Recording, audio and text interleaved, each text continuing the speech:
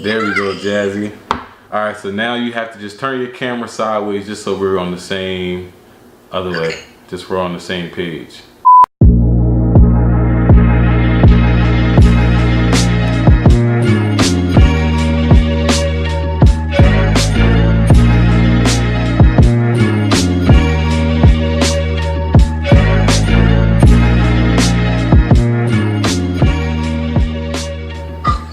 There we go. Is it right? Yep, that's right. This your first time getting on Join Live?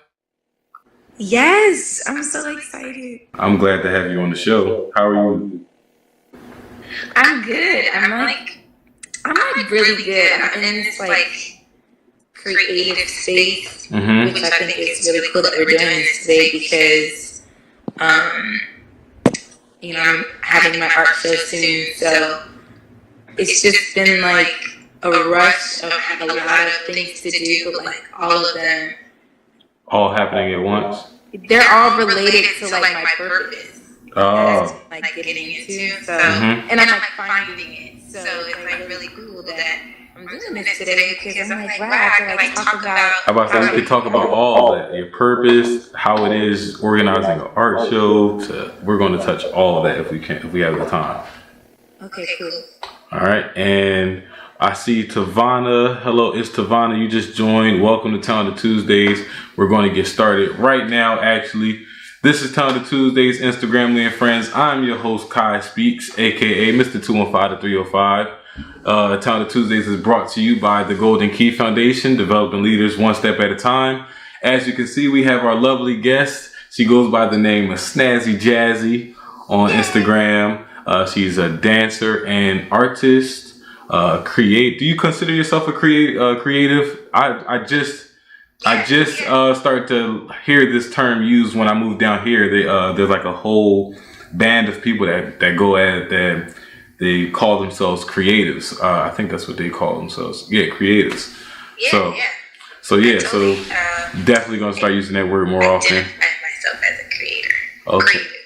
Okay. So Jazzy, real quick, just tell us a little bit about yourself, where you're from, what you like to do, and just introduce yourself real quick for the audience. So I'm Jasmine Carter.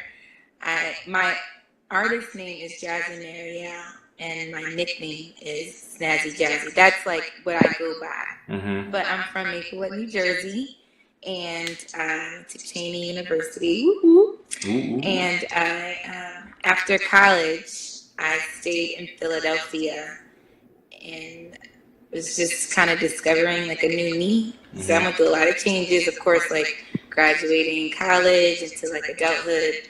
And I've always been a dancer, like as a kid. I've been dancing since I was 5. But in terms of a painter, I discovered that I'm an abstract painter like 3 years ago. So this journey has been like really interesting because I used to just say like, oh, I just do this. Oh, I just do that. But now it's becoming who I am. And it's more like, hi, I'm SnazzyJazzy. Like I'm a dancer, I'm a painter, I'm a creator. So I'm more confident in how I introduce myself. So that's who I am. Yeah. And we're so glad to have you on the show, Jazzy. And before we touch on the painting, you said you've been dancing since you were 5, right? Right. So how did you get into dancing, and tell us a little bit about how dancing makes you feel? Like, what is so interesting about dancing to you that really attracts you to dance? Well, I have an older sister. She started dancing when she was 3, and we're 2 years apart. So, of course, I can't remember that far back. Like, I don't even remember her first dance recital because I probably was a seed. But dancing came into my life because my sister did it. I was like always active. I was always moving. And then like my mom and dad put me in a dance school in East Orange, New Jersey, Marie Wildy. And then, and I don't really remember too much about Marie Wildy only because I was so young. So like your first dance recital when you're like 5, you're just like looking at the teacher on the sidelines, like, yeah, these are the moves. But I really started to get into dance when I went to Michelle Oxendine. That's also in Union, New Jersey. And I noticed that every time I danced, it was like a different beast in me. And I was also running track at the time, so I was like super strong. I'm still really, really strong. But when I danced, it just, between the hours of 6 to 8, I just was a different me. And then like I didn't really identify this different person until I got into a dance company in high school called the Special Dance Company at Columbia High School in New Jersey. And I just was studying different dancers like Lorian Gibson and the choreographers. And then eventually I started like choreographing my own pieces and moving to different songs. And every time I would hear a song, I would want to move to it. So it was like natural. And it just came natural. It wasn't like, I'm a dancer, so I have to get up and do this. Like, if I wanted to get my split every day, I would stretch to get the split. Right. Or if it was a dance move that was taught at dance class, I would go home and practice it. So I noticed like my work ethic to be better as a dancer just was more of a priority in my life. And it was important. And then I was always active. And I ran track, I played softball. Like, I was always active. But dance was just my voice. It was like, and I was heard through my movement. And then I noticed that when I got older and people really started to see like, wow, Jazzy dances. People saw me and understood me differently verbally. Like, I can always verbally express how I feel, but through dance, people understood exactly what I was saying without words. And I thought that was really cool. I get what you're saying. So what style of dance would you say that you're connected to the most? Modern. A lot of dancers in Albanelli, which is based in New York, and Philadelphia, they do a lot of like modern ballet. I would consider that the style that I'm into because it's not. You have your technique, which is ballet, and then you have modern, which is more like this style that you kind of. For me, I make up my own movement, and it becomes a move. Okay. And then once you add passion and emotion to it, whatever headspace you're in, it becomes this modern, natural, organic move. And then you just go from there. It's really like a flow to modern. And I just love this style. It's just almost like you do like a swerve and then you follow it with another move. It's just like you're making up your own. Now, does it go with a particular style, genre of music? What genres of music do you find to go best with? Because I know your modern dance would be different than another dancer's style of modern dance because, as you kind of explained, it's kind of so personal. It's more personal to that dancer. So for you, what would be the genre of music that really flows with your style of modern dance? I would say, artists like, that's a good question. I would really say, I don't know if you've heard of like the internet, but their style of music has a lot of. Oh, they're called the internet? I thought you were insulting me. Have I heard of the internet? Oh, no. There's actually a group called the internet, and their music for me is I like different. Oh God, it's just so hard to explain the genre of music. That's just such a hard question for me because I can move to anything.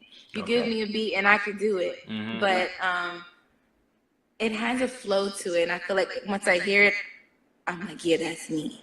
But there is a group called the internet, and their kind of form of music is just really, you can flow to it. You kind of feel like you're on a cloud. But would you call it like neo soul? Yeah, neo soul. Okay. I'm more like neo soul. That's me. The comment section is open, of course. British already started off the comments. You can feel free to ask questions. Anything that you think I might miss to ask Jazzy, you can ask her any questions you would like to know more about her talents, as well as just drop comments like British just did. So you told us about like your style of music and kind of tried to explain the genre. Now, dancing, I guess you kind of already answered how it makes you feel to dance. It helps you express yourself, makes you feel free. But how do you go about, like, do you like make routines up and everything like that, or everything is just like kind of off the dome and you kind of just go with the flow, like you said earlier? I think it depends how I feel. Lately, I've been, it's been more freestyle, and then I will, this is what I will do. I'll freestyle, I record it, I watch the recording, and then certain moves that I do, then I'll add that to choreography if I need to choreograph for a piece, or if I just want to make a video, like, cause if I'm feeling in a creative space, then I'll take the moves from the freestyle and then I'll actually just make up like a minute. But usually the freestyle sets the tone of the dance for me, and then I take the first move I see in the freestyle, and then I just, you know, go with that first move and then follow with it with something else. So have you ever thought about choreographing dances for like I seen this on Instagram. For some reason it oddly came up as like a sponsored ad on my Instagram feed, and like there was someone who was like doing wedding choreography and like dances for couples. Have you ever thought about like, you know, doing choreographed dance for couples or people seeking routines and stuff like that? Yeah, I guess that door hasn't opened yet, but I'm so open to doing that. You know, for weddings, I feel like it's more like a shuffle, you know, a group, because I'm not about to bust down in a split and be like, come on guys, let's do. Yeah, it's getting more and more popular where the couple, like, they like to do something fun, like as their entry. They might do like a fun dance where it's not as formal as a shuffle. Add a little two-step. Everybody can two-step. Right, everybody can two-step. Everybody can two-step. You can add a little sauce to the two-step. You got yourself a dance. Yeah. So, but in terms of actually teaching classes or getting into different events like that, I love that. I love that. Like, kids are my calling. I just connect with kids. You know, I love them. They are our future. They really are. Right. And they're so creative. Everyone's creating. I feel like as a creative, we're taking over the world. We really are. Like, we really, really are. And no one really knows it, but everyone is trying to have their own business. So it's just, and it's important to follow that passion, because then you'll go through this lifetime being so unhappy, and then that unhappiness spreads throughout the world. And who wants that type of energy? Right. So, oh yeah, well, her name is Yazzie Mojo. You can follow her on Instagram. Okay. She is amazing. Her voice is my type of genre. I don't know how you would label that, but her music, her vibe is what I can move to. It has a certain flow to it, and which is my type of flow of dance. I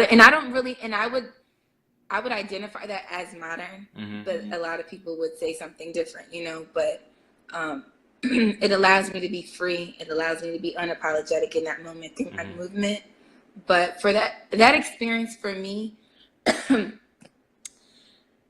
it was just really humbling, because I've never done it before. So I had to figure out, it was such a small space. I mean, I figured it out. I could figure out anything.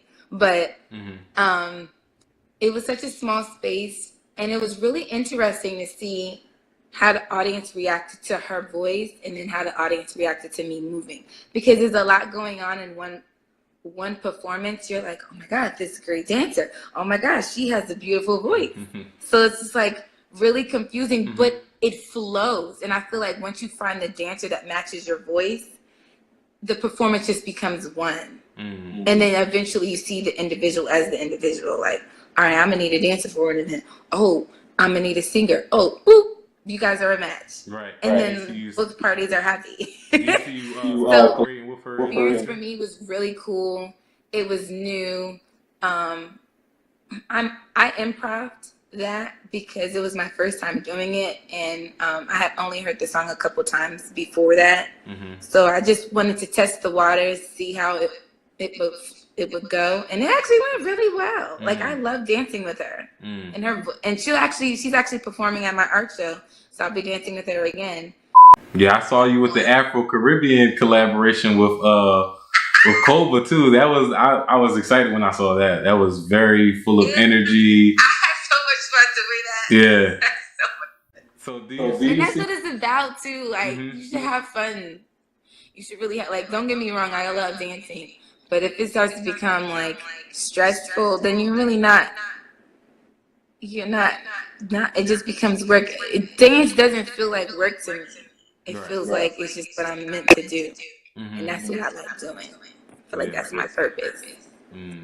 That's important. I think that's something that people, while watching this, if you're watching this, you should really take that out of everything. It doesn't matter what your talent is, what you like to do. Like Jazzy said, make sure it doesn't feel like work. Make it fun. Make it something that you really enjoy doing, because that's true what they say. If you love what you do, you'll never work a day in your life. That's very true. It's like and I'm actually starting to believe that. Yeah. I'm not there fully because, of course I still work, the regular hours of the day, but eventually, I would love to be an entrepreneur and do what I'm really supposed to do. But we all got to start somewhere. Yeah, you all got to start somewhere, but the goal is to take full control of your life, I'm sure. So what's a collaboration that you're really like, if you could collaborate with another dancer, it could be a singer, just like the first collaboration we were talking about. What's a collaboration that you would really be looking forward to right now? I really want to dance to classical music. I actually just reached out to, I cannot remember her name, and I wish I knew it right now, but she plays the cello, I believe, like all throughout Philly and New York. Okay. And I just started following her not too long ago, and I've been like watching her, and her passion, like just people who play instrument. Like I'm really starting to get into a live sound and moving to a live sound. People like seeing people and in what they're doing. When it comes to the performing arts, they like to see, not only hear it, but they like to see it. And that's what I feel like I'm realizing. Like I can hear a song and naturally my body's like, yeah, or, for my show, I have a band. I played a song for him. He plays the keys. I played a song for him. He went right up to the speaker and was like, yeah, like I like people that can get into their zone in their own way that they create, whether it's, but I want to try classical music. I've never danced to anyone in that realm. And that's something I want to do. I've never done it like on the street. I want to try that. Like, I want to try that. Yeah. I'll be looking for it. I'm pretty sure that would be dope too. Is the artist's name, I know you said you forget, but is her name Bree Black? Something like that? I don't know. It starts with the A. Oh, okay. Because there's another cello player that I thought that was her. She actually plays in the same areas that you were talking about, like New York, Philly, back and forth. And I have no issue with reaching out. I'm like, hey, I'm a dancer, and you're awesome. So that's how it should be. Let me do it. So allow us to switch gears and let's talk a little bit about the painting side of your talents. How did you get into painting, and when did you discover that it was something that you were good at? So when I was after Cheney, I graduated, and then I got a job in graphic design, which didn't last for very long, with reasons why I don't do it anymore. But I got a job at the Performance Learning Center in Southwest, and I got hired as an art teacher. I had no idea what I was doing. I'm like, what am I gonna do? Like, I do graphic design, I do photography, but that's all digital. Like, I don't know how to draw. And then, mind you, the school I was working at was like a non-traditional high school. So my students were between the ages of 16 and 22, and they have been through more life than I ever had. 23 years at the time I was 23, and so I was like, I don't know, I am from a suburban area. So, and these are all inner city kids. So them looking at me, they're like, what you about to teach us? And you can't even draw? Like, they was like, are you going to last for like 2 weeks? They really tested me. And I was like, Dad, like, what am I going to do? So two friends, my close friend, Boomy, I grew up with, and Elijah, who I later met down the line. And they both were abstract painters and sculptors and doing their own thing in art. So they had actually they've really been like mentoring me this entire time and really helping me, told me like, hey, look up this artist, look up that artist, study them or add your own twist to it. So once I started to look up abstract artists, being that I couldn't draw, because you don't really have to draw to be an artist or a painter. So I looked up, I forgot what the artists were. I don't even remember who I looked up, but I just remember trying to connect abstract to their lives. A lot of my students have been through like traumatic experiences. Right. So like a lot of them were really broken, I feel. A lot of them had a lot of emotion. And so this hard shell of theirs was really just like a guard. But inside they had such big hearts and they were such lovers and they were such feelers. They didn't want that. They don't want anyone to know that side of them. So I feel like once they got comfortable with me and once I like stayed, they were like, oh, like she's staying. So like, let's take her somewhat serious. And then I did an activity. First I did open mic with them, which they really, really liked because it allowed them to be their true authentic selves. They were allowed to use profanity to a certain extent. Right. Some of them were rappers, some of them were poets, some of them had never even stood up in front of a crowd and said words, like just standing and talking. Wow. So that was cool. And then I added the art part to it. So I said, think of a really traumatic experience in your life. And I told them to like write down words that describe that traumatic experiences and then use those words to draw different lines. Cause I feel like words trigger movement. So let's say pain, and they may take the paintbrush and go hard on a diagonal with the color red. That for them, it was a part of their healing. And it worked out. A lot of them were super open. They, and then once they painted their stories and they wrote about it. And then that's how I got into it. And then I did it myself because I'm like, well, let me talk about, how I lost my mom at a young age. And I started painting. I started doing something. And then I was working with Kyle Morris. He was a dean of students there. Right. And he was like, Jazzy, like, you could paint. I was like, oh, nah, bro. Just flinging it off. But then I started actually going to Michael's and like buying supplies, and I was just doing it for fun and recording it on Snapchat because like Snapchat was still like really popular. Right. Like it kind of still is, but whatever. And then when your frat brother was like, yo, how much is this? I said, wait, what? Wait. I was just doing this for fun, man. Like what? And then he gave me, I was like, oh, just give me $20 for it.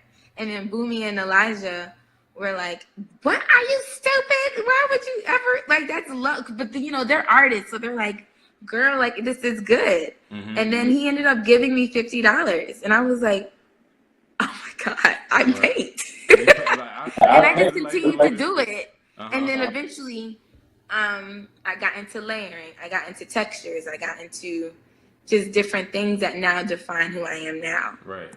And it's super therapeutic. When I say I'm angry and that's the only thing that's going to get me out of my funk, I didn't even know it was that powerful. And then I found out my great grandmother paints. Like she doesn't paint, she passed away, but she used to paint, and I found all of her paintings in the attic, like literally weeks ago. Wow. Isn't it funny how like your life was just like directed in a way for like it was meant for you to discover that hidden talent of yours, but it was like you weren't going to just discover that just by like one day, hey, I'm going to discover it. Like your life was directed in a manner where you had to discover it bit by bit by bit. I know when I'm off. I'm really in tune with myself now, especially the chapter that I'm in my life right now, where I know where I'm like, okay, Jazz, you're lacking off. Which before I had so much else going on, and I didn't.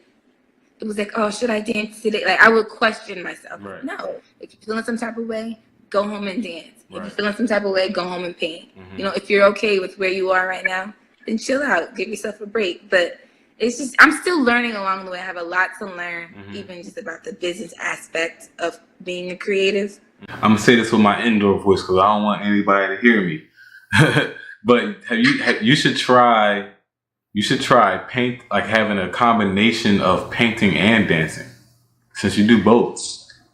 Yeah, so it's crazy that you just said that because I tried to do that. Oh, really? It was fire as heck. I went live with it. I don't think I saw you join it. It's okay because I did it late at night. But a friend of mine was like, I have a challenge for you. And he said, I want you to paint and dance. And it needs to be like under, I think he said like 15 minutes, 30 minutes, something like, I think it was under 30 minutes. And you have to do the first layer of your painting. And I just put on like a couple songs and I just started moving and I paint.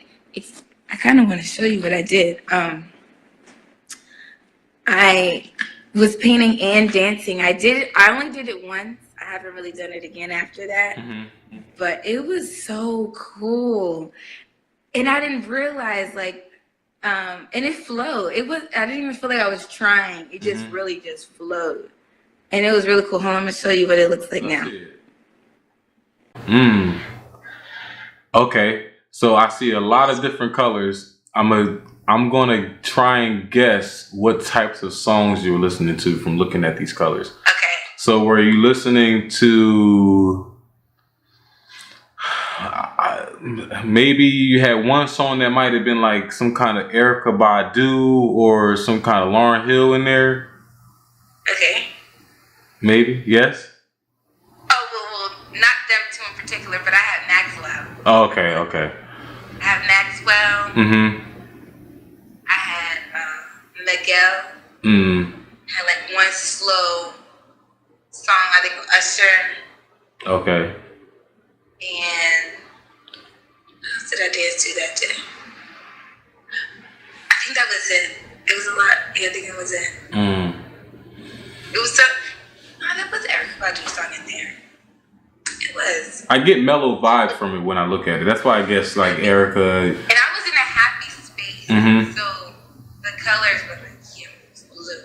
I think gold just represents it's a royalty color. You just feel like on top of the world every time you make something. And so that's why gold is my signature color. Okay. With everything. I always add a little red in there. I don't know what the red represents. I haven't really figured that out yet. I feel like it's because on the outside everyone's like SnazzyJazzy, you know, happy, skipping through fields of flowers. But like inside I have a lot of emotion. Some are angry, some are regret, some are love, some are hurt. And I feel like red represents like the real me. Red represents the real me. Okay. So yeah, I love to do it. It's just, and people should know that. That's why I started the Dear Diary thing. Because I feel like someone asked me a question. They said, "Who are you off of social media?" And I was like, "Oh my God, yeah, who are you off of social media?" Because you could be hurting, you could be really depressed, and then you post some happy stuff, and everyone thinks you're happy, and you're not. Why lie to the world? Because you know when you're home and you're writing in your diary, you're not going to tell your diary that you're happy when you're really hurting. So why not let the world know who you really are? Now, there's layers to it. You just don't be out here just telling everybody everything. But there's other people in this world that are suffering and that are afraid to even have a voice. So why not try to be a voice for somebody else to help them find their voice? So that's what Dear Diary is for me. Like, I am my diary is to me, because you are your diary. Right. You're your inner thoughts, and you're too afraid to tell the world who you really are. So that's who I am through dance. That's who I am through painting, and that's who I am through my voice, which I'm currently finding. Well, actually, I found it, but yeah. I think that's so. I think that's special because for others who haven't found it. Yeah, that gives a lot of. It's creating a platform that, like you said, makes people feel comfortable to share like what they're going through, and to also, in a sense, see that they're not the only ones going through the same things that they may be experiencing. Just by seeing your Dear Diary post, some people may say, "Hey, I thought this was only happening in my life," or "Hey, I didn't know that this was going on." I think it's helpful that what you're doing with the Dear Diary. So tell us a little bit about the art show. I know you're excited about that. Oh my God. Tell us about the art show. I'm so excited about this show. You have no idea. Like, I wake up at like 5 a.m. and be like, I have things to do. Oh my gosh. So this art show for me, I've been trying to do. Do you know how many people have told me, oh, you need to have your own art show, you need to do this, you need to do that? And it took for people around me to start getting into their purpose for me to like really get up off my butt, because everyone else was like started to become busy, and I'm doing this show, I'm doing this, I'm getting this opportunity, I'm getting that opportunity, and I'm home meanwhile painting and dancing, and I'm like, what am I doing? Like, I should be out here doing that too. But I guess it just took for like people to, my friends, all of us, we love each other so much, but we all have branched off into our own purpose. And I think for me, I was like, well, I want to find mine, and I want to do that. So I started going to this event. It's every other Thursday. Called the Jam Session, hosted by the Global Village. Follow them; they are amazing, like amazing. Like, they really have changed my life. So it's just like this community of artists and free people that they're allowed to just be, like, just be. And whatever that is. And for me, it was dance. So they had this live band, and then it was like one jam, I got up and I just started dancing. Like, I just went off. I started looking at venues. I know I just started doing and stopped talking about it. Started doing it. Because you're not going to start. And then the power of writing things down has really been beneficial for me. I made a vision board. I made a vision board almost 3 months ago, and on my vision board it said, have an art show by summer 2018, and now I can take something off of my vision board, which I have never done. I've never been able to do that. So I found a venue within a month. I found a venue, artist and throughout that time I was going to Global Village, I was meeting other artists who do amazing things. And I said, hey, like, would you like to perform?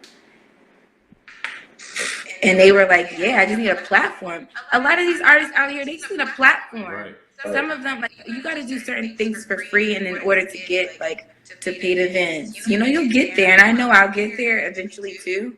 But there's a lot of artists out here are just trying to perform. They just want to perform, and they want people to know who they are. And that's what I'm trying to do. Like, just give me a stage and an audience, and I will move. And then our show. Seriously, so my art show for me right now is exciting. I finally get to tell the world, like, this is who I am, and then I get to have other artists that I love that are a part of my show to let the world know who they are. And I'm just like, yeah, let's do this together. Let's do it. Hey, we got some good comments for you. Dr. TJ just tuned in not too long ago. Said vision boards. I guess vision boards is something that he does and gets into himself.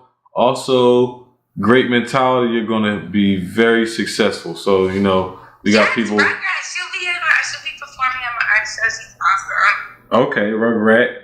She said, "Hey." So, what will Rugrat be doing at the art show? She is a rapper, but she has look. Y'all have to come see her. Y'all just have to come. She has this vibe, and you just fall like you just fall into her words and her flow. That's what when I first saw her perform, I drifted. So she made me drift into what she was saying, and I was like, I want her. She is what I want.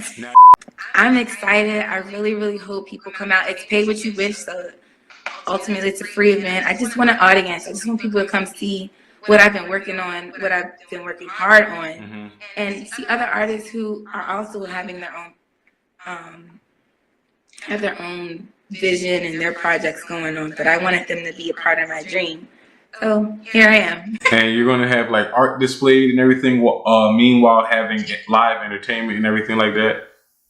Yeah, so there'll be a live band. I'll have at least 5 to 10 pieces just displayed. If people want to buy them, that's open. But for now, it's just,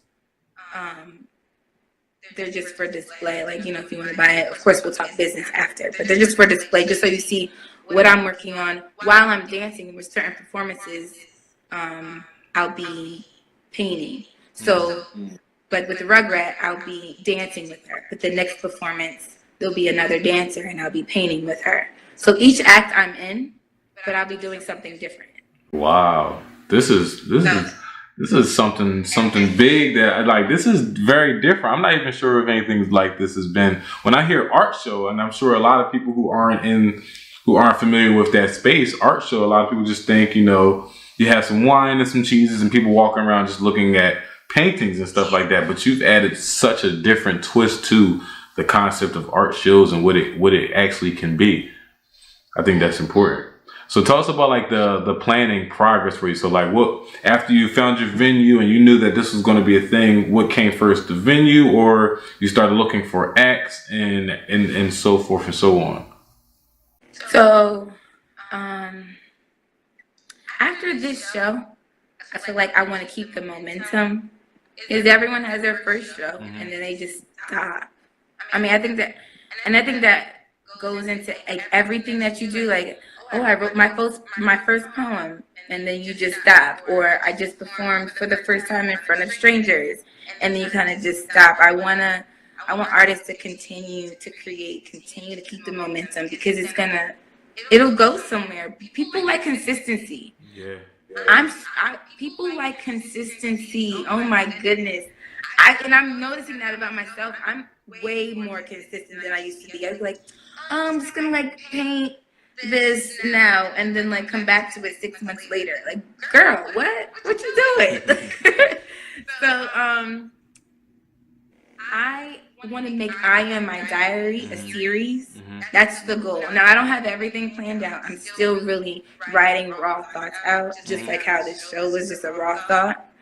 But I want I Am My Diary to be a thing for dancers. Dancers do not have platforms. We're just out here like, oh, let me try to get into this company, which is a standard.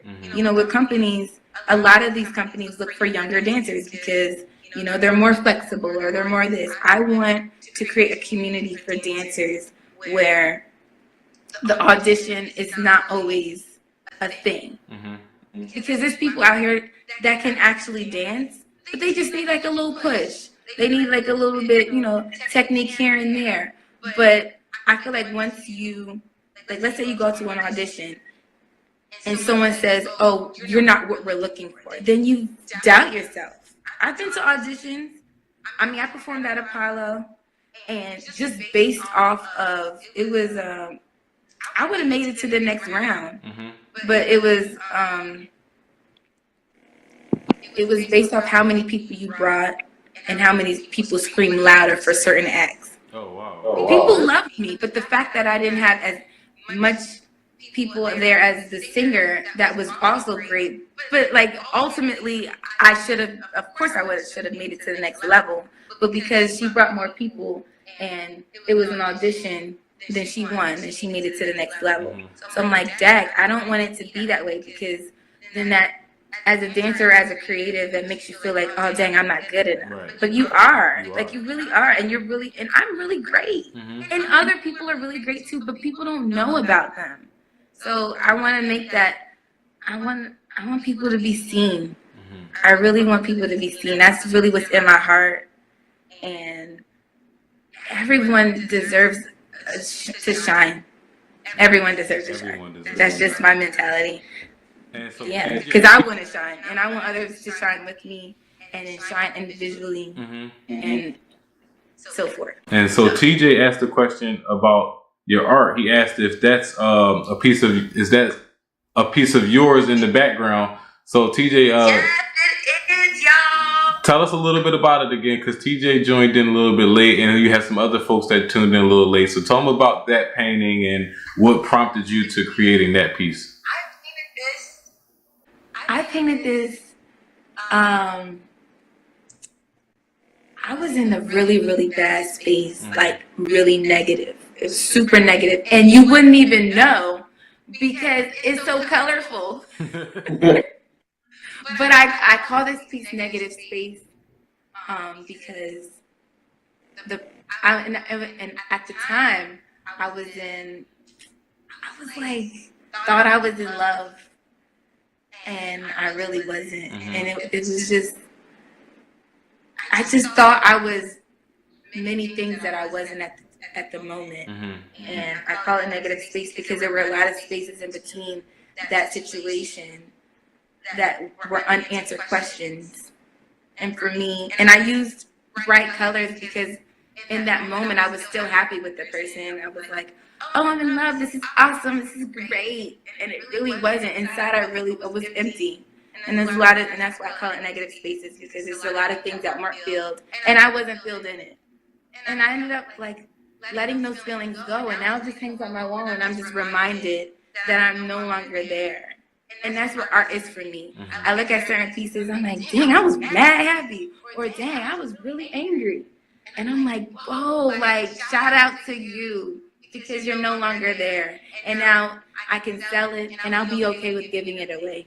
Because like I'm healed. I'm okay. So that's what art does for me. So guys, ask right, like as I mentioned earlier, the comment section is open. As we're wrapping up, feel free to ask any questions that you think I might have missed with Jazzy.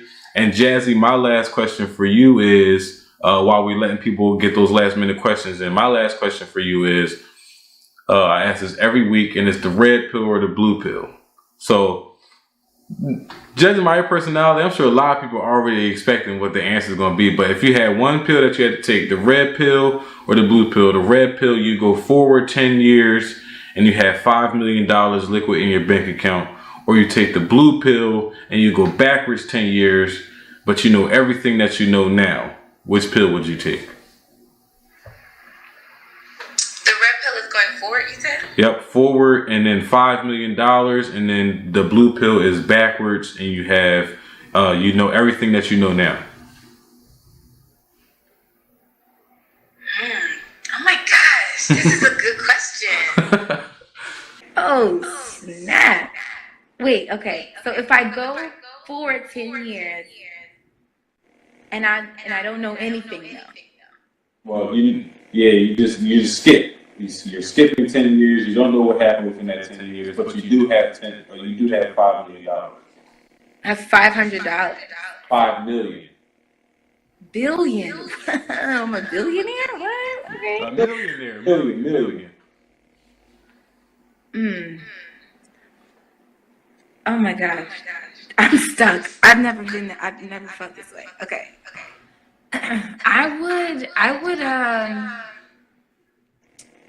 I would go. I'm gonna just say this, and I don't know if I'm gonna just say this. I'm gonna just go with my gut. I low-key would take the blue pill because that way I know everything, right? And then I can teach somebody else who needs mentoring or who needs that push. Because the blue pill is like, dang, I'm going backwards, but you're really not going backwards. You're really going forward, and you get to help somebody else. So boom. Yep. I'll go with the blue pill, yo. That's an interesting way of looking at it too. You say no, you're not technically going backwards, but you're moving forward. Yeah. And you just bought yourself some more time. That's a good question. Wow, that's great. That's great. We got some people, we got some comments. Nothing wrong with being emotional.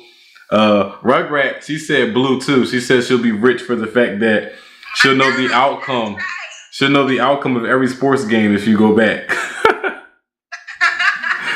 So we know Rugrat is gambling. Rugrat is automatically going back, and she's starting to gamble on all the sports games.